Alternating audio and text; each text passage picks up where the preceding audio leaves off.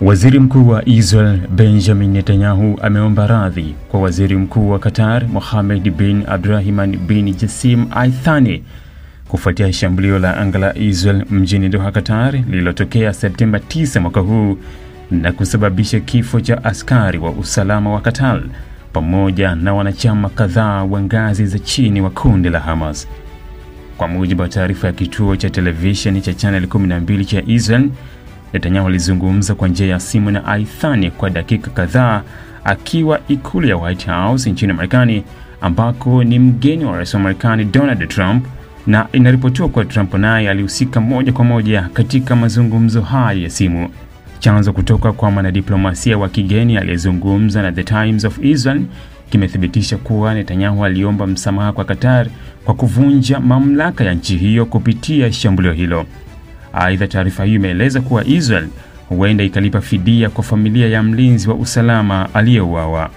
Ripoti hiyo ya Channel 12 inaeleza kuwa ombi hilo la msamaha ni hatua muhimu katika juhudi za kufanikisha makubaliano ya kumaliza vita Gaza na kuokoa mateka wote walioko mikononi mwa Hamas. Qatar ilikuwa imekataa kushiriki tena katika upatanishi kati ya Israel na kundi la Hamas tangu shambulio hilo ambalo lililenga kuua viongozi wakuu wa Hamas walioko Doha, lakini halikufanikisha lengo hilo.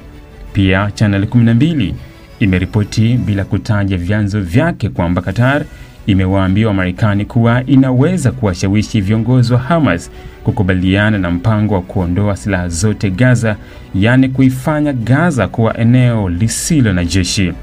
Zaidi ya hayo, inasemekana kwamba rais wa Marekani Donald Trump katika mazungumzo yake ya awali na Emir wa Qatar kabla ya Netanyahu kuwasili White House, alisisitiza kwamba anataka viongozi wa nchi 8 za Kiarabu na Kiislamu alizokutana nazo wiki iliyopita, ambao aliwasilisha mpango huo wa amani kwao, waunge mkono hadharani mpango huo, licha ya yeye kufanya mabadiliko katika mpango huo ili kufanya uendane zaidi na msimamo wa Israel.